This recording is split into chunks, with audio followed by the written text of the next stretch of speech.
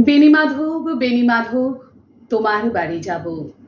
বেণীমাধব, তুমি কি আর আমার কথা ভাবো? বেণীমাধব মোহনবাসী তমাল তরুমূলে বাজিয়েছিলে। আমি তখন মালতী স্কুলে ডেস্কে বসে অঙ্ক করি।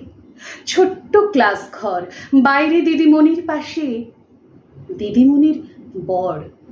আমি তখন নবম শ্রেণী, আমি তখন শাড়ি। আলাপ হলো বেণীমাধব, সুলেখাদের বাড়ি। বেণীমাধব, বেণীমাধব, লেখাপড়ায় ভালো, শহর থেকে বেড়াতে এলে আমার রং কালো। তোমায় দেখে এক দৌড়ে পালিয়ে গেছি ঘরে। বেণীমাধব, আমার বাবা দোকানে কাজ করে।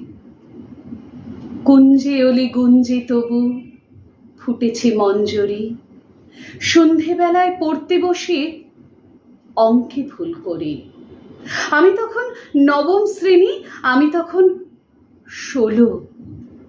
ব্রিজের ধারে বেণীমাধব, লুকিয়ে দেখা হলো। বেণীমাধব, বেণীমাধব, এতদিনের পরে সত্যি বলো, সেসব কথা এখনো মনে পড়ে? সেসব কথা বলেছ তুমি তোমার প্রেমিকাকে? আমি কেবল একটি দিন তোমার পাশে তাকে দেখেছিলাম আলোর নিচে, অপূর্ব সে আলো। স্বীকার করি, দুজনকেই মানিয়েছিল ভালো। জুড়িয়ে দিল চোখ আমার, পুড়িয়ে দিল চোখ।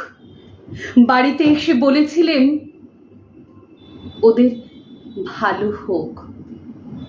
রাতে এখন ঘুমোতে যাই একতলার ঘরে। মেঝের ওপর বিছানা পাতা, জ্যোৎস্না এসে পড়ে। আমার পরে যে বোন ছিল চোরাপথের বাঁকে মিলিয়ে গেছে। জানি না আজ কার সঙ্গে থাকে। আজ জুটেছে, কাল কি হবে? কালের ঘরে শনি। আমি এখন এই পাড়ার সেলাই দিদিমণি। তবু আগুন, বেণীমাধব, আগুন জ্বলে কই। কেমন হতো আমিও যদি নষ্ট মেয়ে হই।